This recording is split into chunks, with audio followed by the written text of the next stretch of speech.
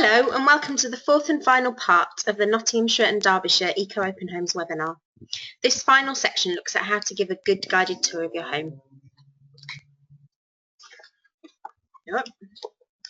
So, most of our openers choose to provide a short guided tour of their home for visitors. You do of course have the option to just let people walk around by themselves and maybe provide information for them to look at as they go.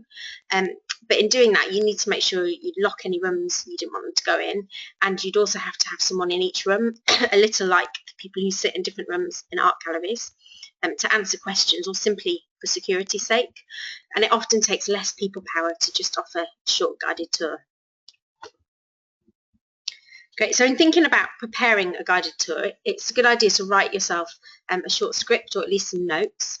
It doesn't mean that you then have to read that script word for word and end up sounding a bit robotic. Instead, it just gives you the opportunity to practice what you want to say, work out where in the house you want to say each thing, and make sure you don't miss out any important information.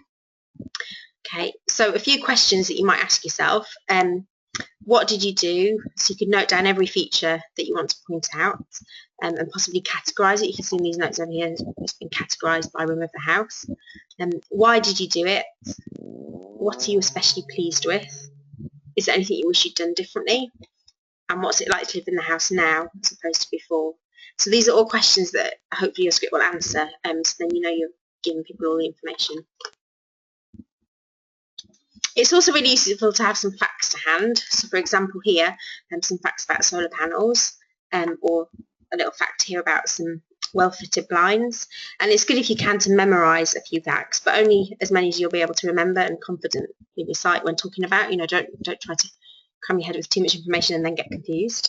But it's also, as well as facts, other people relate better to stories or anecdotes. So for instance, a little story here, we barely used the front living room before we installed double glazing, but now it's a well-used family space, and some people will relate to that better and be more inclined to then do double glazing themselves from that sort of story. Or if you've got any funny little anecdotes, here's a true one, my own little anecdote about insulating the loft ourselves to save money, but actually my husband put his foot through the ceiling as he was finishing off, so that created another job and more expense.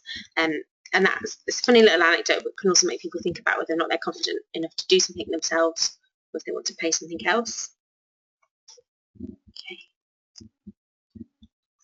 It's important to rehearse what you want to say, so practice it to yourself or to someone else in the house who's willing to listen a few times. Yeah, so by the end of your event, you might feel a bit like a parrot who said the same thing 10 times over to 10 different lots of people. But it's worth remembering your visitors will have only heard it once each. So as long as you continue to sound enthusiastic and fresh, it really doesn't matter. And another top tip is don't overwhelm people with too much information. It's better that they remember a few important things and forget everything because you just overloaded them with information. What you can do is put a few key facts into your tour, but then have extra info written down in a handout for people who do want to know all the details. If someone's asking you a lot of questions at the end, you could have that information to give them.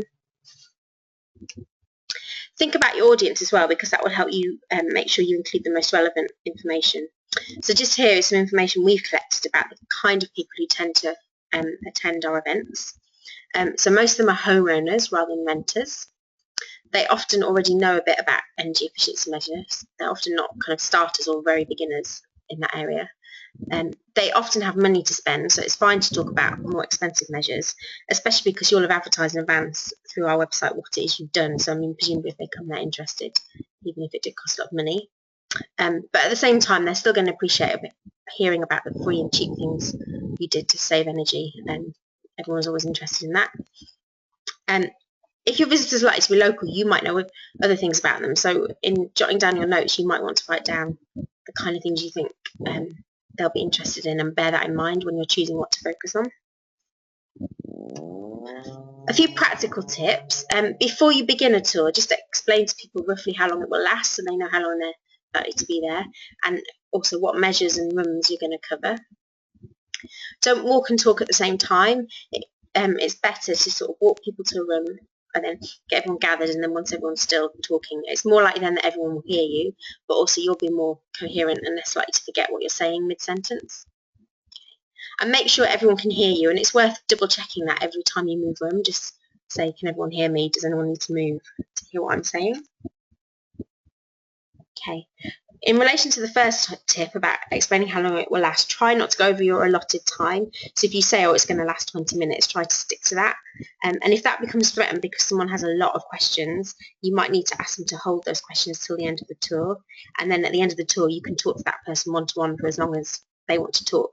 But others will be free to leave if they want to leave after the allotted time. It isn't just you who needs to talk. Make sure that you allow time for questions, so don't have so much information that your guests don't get a chance to ask what's on their mind. You can either allow a few minutes at the end of each room or allow a longer period of time at the end of the tour.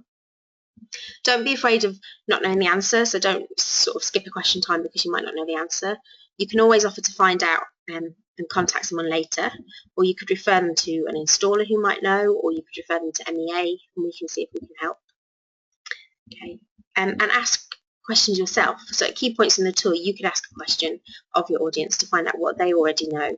You know, so you can say, has anyone here insulated their own home? It's worth saying maybe only do that if you're confident enough to then adapt your content on the spot a little to suit their answers. Okay. Great, so talking to people and allowing them to ask questions is great, and it's always going to be kind of a big part of an open homes event that you talk to people. But not everyone learns best by listening, and some people will want that to be complemented by other things. So if you can, provide other ways for people to learn about your house. You could have displays of photographs. So especially useful are photos of work in progress and of things that are now hidden. So for example here, I've got a photo of a grey water harvesting tank that collects rainwater to flush toilets with. But it's now underground and there's not a lot for visitors to see really. It can be pointed out where underground it is.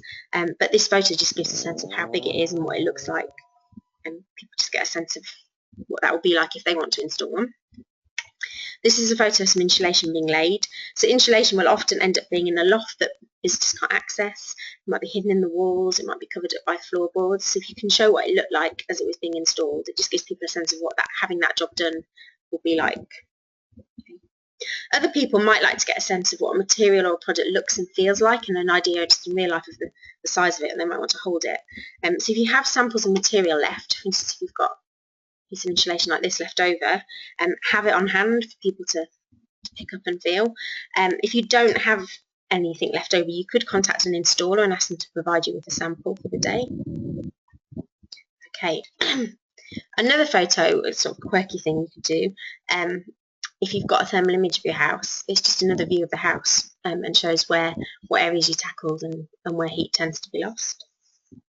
It's also worth having a think if there are any creative ways to get a view of something that's a little bit out of the way. So I once attended a tour where we all stuck our heads out of a Velux window in an attic bedroom to get a close-up view of the solar panels on the roof. It just gave us a much closer-up view than standing on the street looking up at them. And I've shown people my own solar panels by letting them climb out the bathroom window onto a flat roof. So don't disregard safety considerations, but do have a think about ways that you could help people see things better. Other people might relate well to numeric information and graphs and charts. This is a graph here about gas use. So if you've taken regular meter readings and recorded them in a spreadsheet, you could look to make a chart like this and print it out. And it might help you to point out interesting changes. So this chart shows where the overall kind of average usage dropped permanently after loft insulation was installed. Okay, it also shows 2 winters when we had very, very, very cold periods of time, over 2 winters when it was -10, and the point at which we began taking monthly readings rather than sporadic ones, so you can actually then see a seasonal difference between winter and summer. Okay, so using a graph to demonstrate things like a drop when a measure was installed will instill confidence in some people that it's worth doing that measure. That might be the evidence that they need. Finally, handouts can be a useful way to make sure people remember what they heard and saw, and you can also use them to direct people to websites or organisations who could support them once the visit is over. So one option is to create your own handout, and we've got an example here of a handout created for a specific house. It doesn't have to look glossy or amazing, it doesn't have to look as professional as this one. You could simply use Word or a similar program on your computer to write some notes about your home and add a few photographs. You're really welcome to use our logo if you're taking part in our event, and you could just have some printouts of that. Okay, and it can look as simple or as flashy as you like, depending on what you have the time and enthusiasm to do. If you want something for people to take away but you don't want to make your own handout, the other option is to borrow from organisations that produce fact sheets. So the first link on this slide would take you to the Centre for Sustainable Energy's suite of leaflets, which cover about 40 different measures that you can install in a home. And there's one example here about cavity walls. So you can simply choose the leaflets that reflect the measures you've installed and print off, say, 10 copies of each to give out to people. You could also look at the Low Impact Living Initiative's website. They also have some similar fact sheets. And MEA might be able to print these off for you and post them to you if that helps, if you've not got a printer. So it's always worth asking us. Okay, that's all for this presentation. Other presentations in the series are listed here, and you can download those from our website. And this is our website, everybody's-talking.org/ecohomes. Thank you for listening.